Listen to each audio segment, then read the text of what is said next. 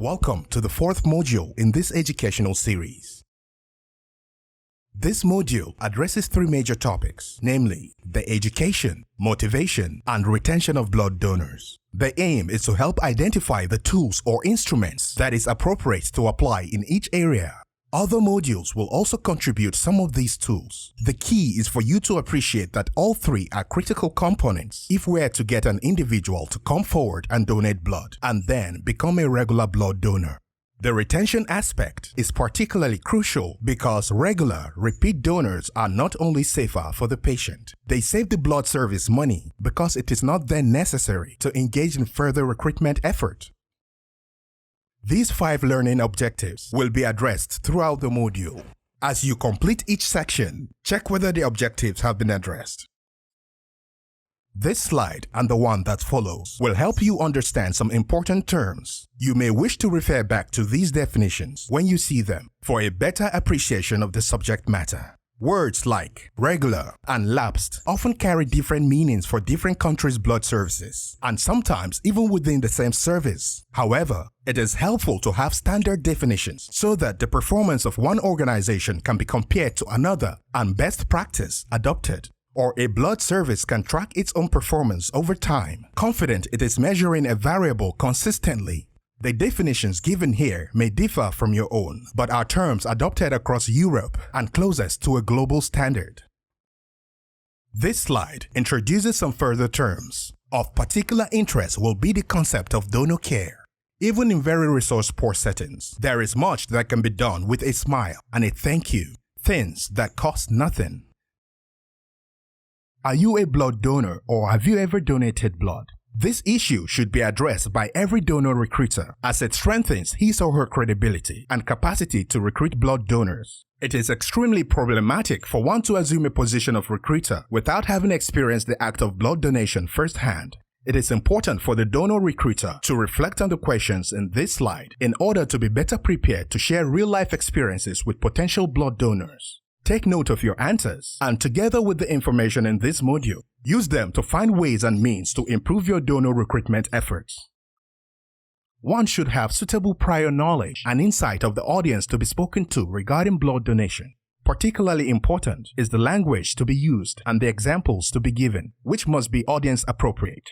Information, education, and communication, or IEC materials such as video clips, posters, PowerPoint presentations, and role plays are most effective when they reflect the interests and preferences of the target groups. Age groups and gender, as well as proportions of these characteristics, have to be well assessed in preparing the presentation.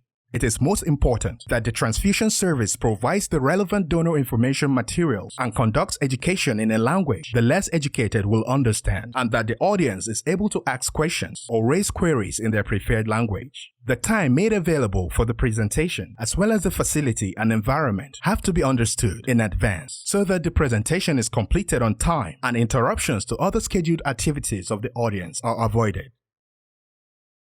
Donor recruitment in the community is best achieved with the help of local leadership. Whether it is a factory or school, one should make an effort to identify somebody with respect and influence who will support your donor recruitment efforts. The senior authorities generally have a good idea of the appropriate person to assist at their workplace or school.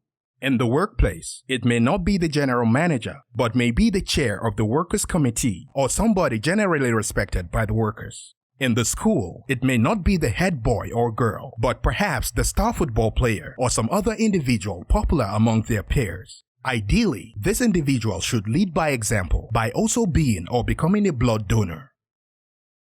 The following slides cover a range of issues that need to be addressed as part of the education of the potential blood donor public. These can be broken down into 3 elements: knowledge about the need for blood, allaying fears about the blood donation process, and providing health information that promotes self-deferral and self-exclusion. We begin here with the first lesson that should be understood. Why is blood needed? This question of what blood is used for almost always arises, and it therefore makes sense to address this proactively.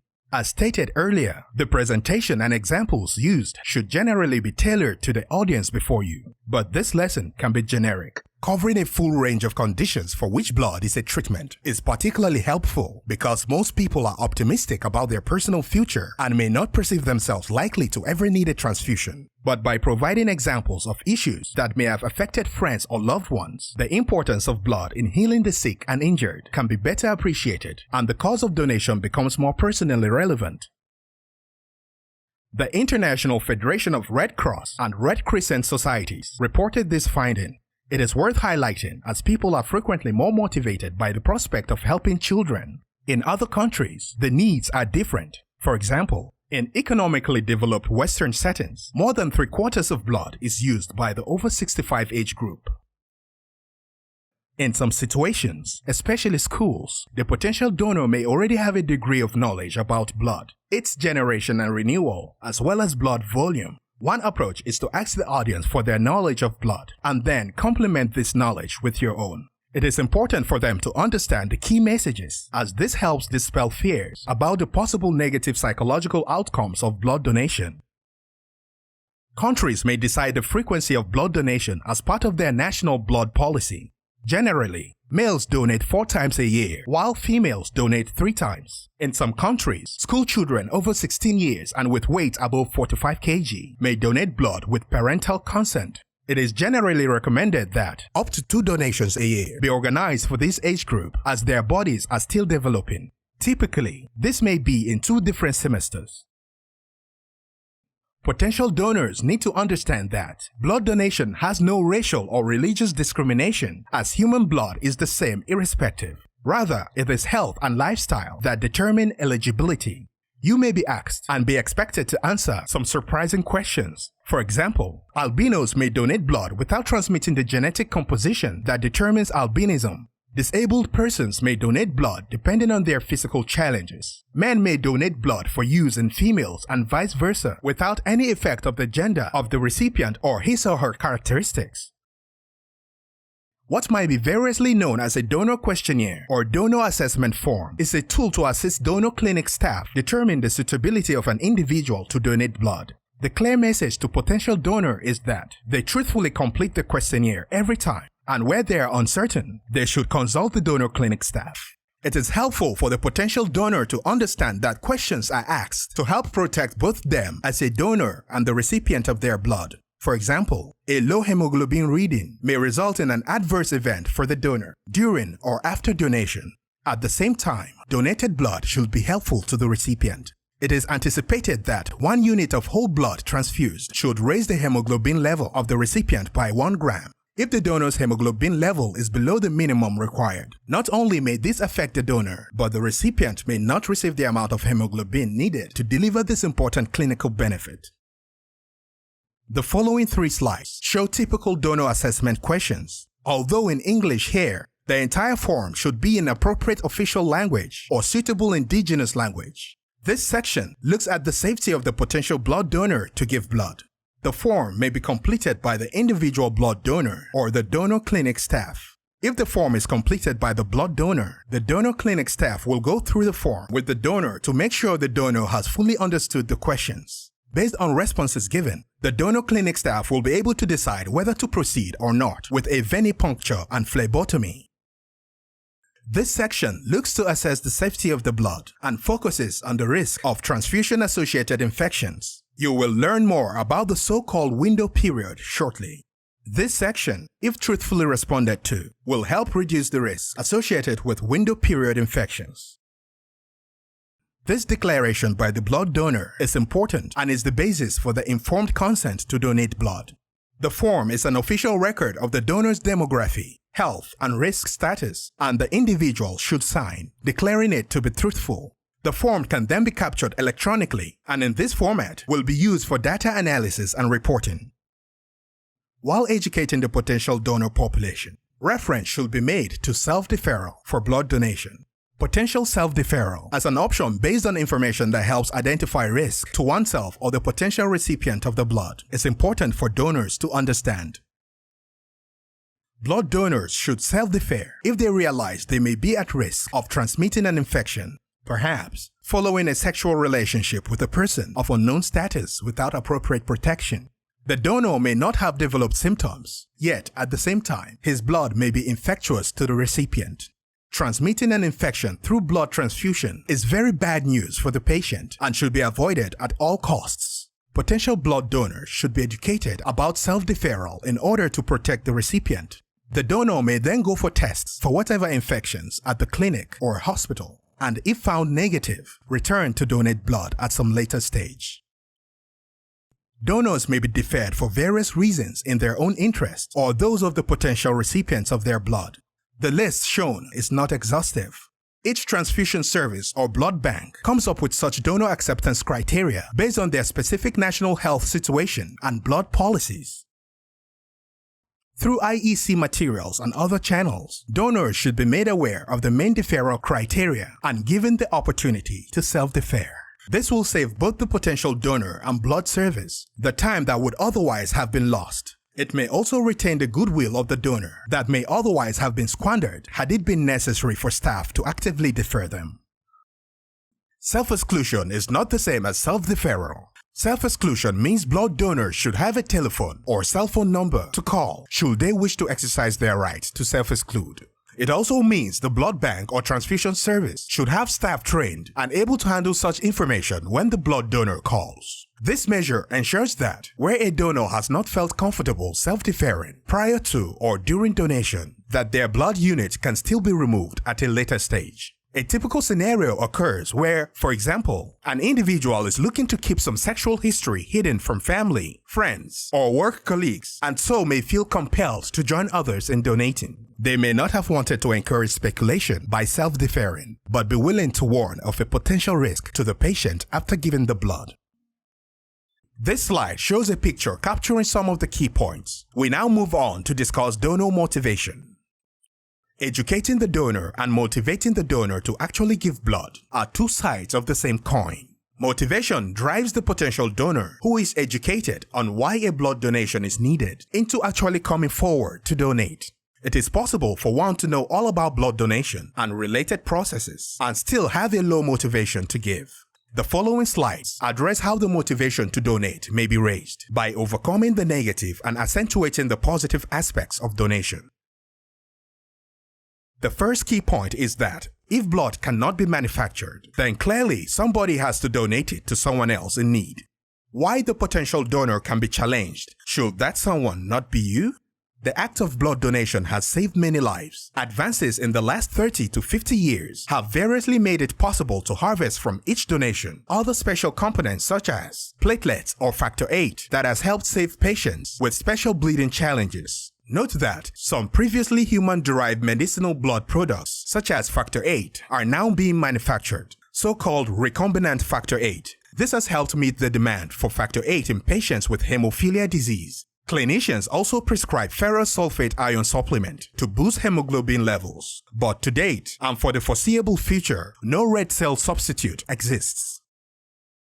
It is important to openly discuss some of the common universal fears and anxieties which have been captured by experts over the years. These examples are real, and by sharing them with the audience, it helps answer their silent questions, improves their understanding, and so motivates them to donate blood. A donor recruiter needs to know these and have positive responses to help overcome any reservations. More examples are given here of negative attitudes towards blood donation. However, each country, region, tribe, or locality may have other fears. It is incumbent upon the transfusion service or blood bank, and in particular, the donor recruiter, to have more local information on the fears and anxieties. Some potential donors may not want to come and give if their relative has been charged money for freely donated blood. There may be gossip of the blood being disposed of rather than transfused, not understanding that any blood being discarded may be infected. The next few slides go into some detail on the suggested ways to help dissipate many of the universally known fears and anxieties. There is a fairly common fear among new donors and even with some repeat donors. The fear might be specific to the finger prick, while the venipuncture for the donation may be tolerated. In some cases, both are feared. These suggested exercises are only examples, and you may want to think of other ways to allay these fears among potential donors. There are now non-invasive ways to assess the hemoglobin levels in blood in some countries, thus avoiding the finger prick entirely. Investment in these new technologies illustrates the extent to which this fear is perceived to negatively affect blood donor recruitment. In your IEC materials, you may want to feature stories from first-time donors who were worried by the finger prick or venipuncture, but report that the actual experience was far less traumatic than they had anticipated. No doubt rooted in evolution, many of us do not particularly feel comfortable looking at blood. However, during donation, blood is not freely visible to all and sundry, but is collected via a sterile, closed system, transferring the blood from the donor to the blood bag. This picture helps show that the donor may not, unless they wish it, see the blood donated. However, the example exercises may help provide relief to those with such a fear. No doubt, other ways and means can be considered and evaluated for appropriateness and effectiveness. The motivation to proceed to donation may be hampered by fear of the outcome, that is, coming to know one's serostatus. So, as a smokescreen, the potential donor may come up with well-thought-out medical excuses, perhaps using knowledge acquired during donor education. It is important not to put overt pressure on the individual, but to be understanding and give the donor time to get the courage to move forward and donate blood. Some excuses may be genuine, of course, so there is need to be sensitive. Fear about the impact of donation on physical prowess is often present. While possibly related to work or sport, this is often connected to concerns about the possible negative impact of donation on sexual performance. This appears to be of particular concern among lower socio-economic, less educated groups. It may be expressed via self-deferral or be openly raised as a worry. If the latter, this is helpful as it allows the matter to be discussed openly for the benefit of many potential donors who might share but not give voice to this concern. Apathy is difficult to deal with. There is no excuse given, but many people are content to watch from the sidelines as others donate. Intellectually, they may see the value in blood donation generally, but are not convinced it is such a good idea that they themselves participate. The donor recruiter needs to come up with a different approach that may help them cross the line to become donors. The proposed exercises are just some of the possible strategies, but overcoming apathy is one of the most difficult challenges for a donor recruiter, and there is need to be innovative. It is not enough to just address negative attitudes. One must also share the positive side of blood donation in order to motivate the potential donor to give blood. The next few slides will expand on some of these positives. There are many examples of different types of humanitarian acts that may be delivered by members of a community. For example, helping people with physical impairments, donating money to charity, or caring for the environment. However, these and many other examples may require significant resources of time or money. Donating one's blood to those in need, on the other hand, is an accessible altruistic act for most individuals. This is especially true of young people, for whom blood donation may be the first significant opportunity to provide something of real value to their community. Blood donors must be given the opportunity to regularly donate blood. Donor clinic sessions should be scheduled in such a way that donors have an opportunity for a repeat donation. Otherwise, the donors fail to donate regularly and eventually lose interest. Regular blood donors always earn the respect of their peers, where blood donation is voluntary and non-remunerated. This is an important point to raise during donor recruitment, especially among community leaders, clubs, religious groups, etc.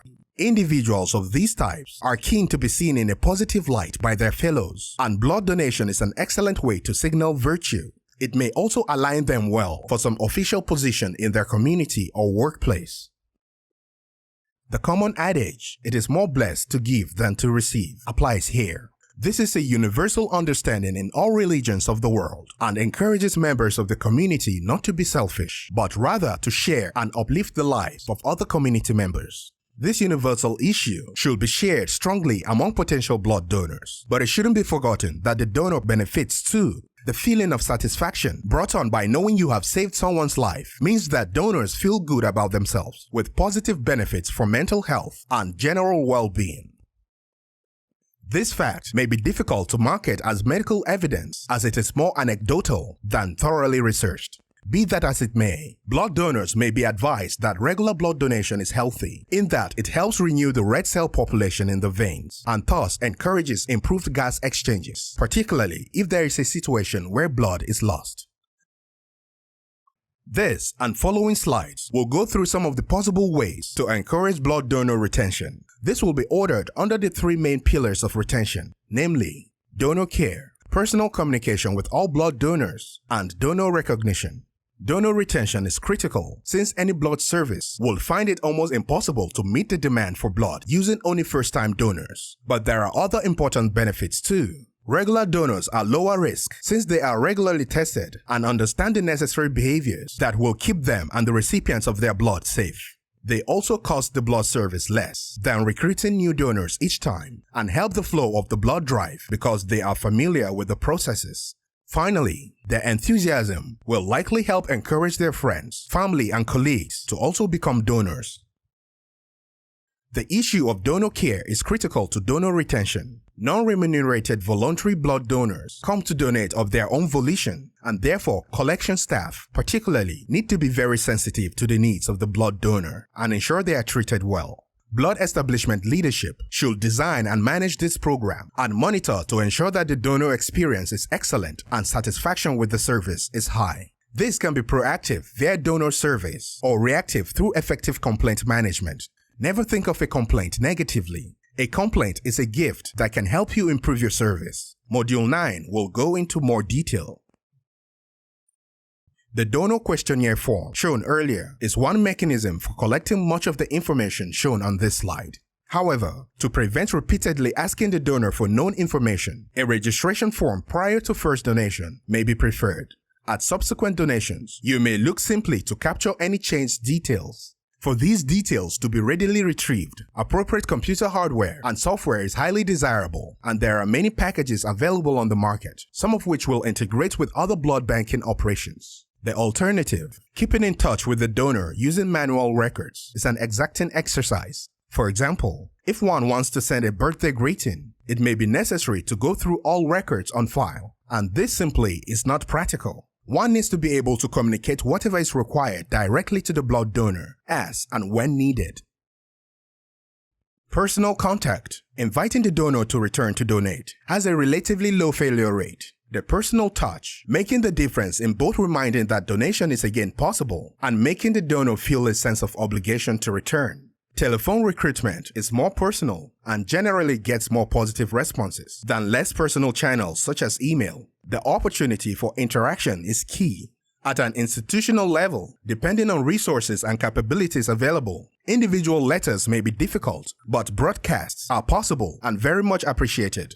How the letter is worded can make a big difference, and a good public relations officer may help in drafting suitable invitation letters. Least effective, but better than nothing, is a notice on some official board that the donor clinic team will be there on such and such a date. If donors are only contacted when it is time to remind them to give blood, this will appear very transactional, and the donor will be left feeling underappreciated. Every donor wants to believe they are seen as a unique individual, not just a vein wrapped in an arm. Creating other touch points will help a donor feel that they are in a two-way relationship with the blood service and create a sense of obligation that they should continue to donate. Being treated well will also encourage the appreciated donor to recruit his or her peers. It is very important to regularly monitor data on lapsing and lapsed donors. Measuring lapsing is as important as measuring recruitment, since it is the gap between the two that determines whether your donor base is growing or shrinking. There should be a clear policy on when inactive donors are removed from the database, so there is no false impression that the donor base is healthier than it really is. But the transfusion service should not be passive observers of the lapsing process. It is possible to make personal interventions to encourage lapsing donors to return. Patterns in data should also be looked for. For example, a high rate of lapsing in an area may signal operational or donor care problems that need to be addressed. Family replacement donors already have experience in donating blood for their family members, so it follows that the common fears have already dissipated, and the challenge now is to get them to become regular altruistic donors for the benefit of strangers. A one-to-one discussion is needed with the FRD, where FRD takes place outside of the auspices of the transfusion service. For example, in independent hospital-run blood banks, recruitment may not be direct. Rather, it may be effected through motivation and training of blood bank staff, or at least some arrangement for data sharing for later follow-up.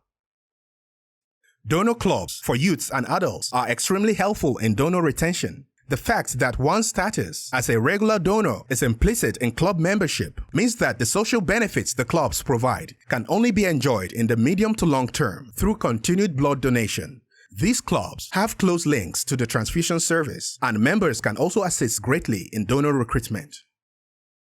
Incentives and awards can also help donor retention, providing personal and public recognition for a donor's contribution, often linked to some milestone achievement. Generally, this involves giving items of low commercial but high emotional value. These awards are much more impactful when accompanied by appropriate publicity. Because of the significant cost of recognizing donors for early-stage donations, second or fifth, for example, which are milestones many will reach, it is common for blood services to restrict recognition to the 25th or 50th donation, or higher still.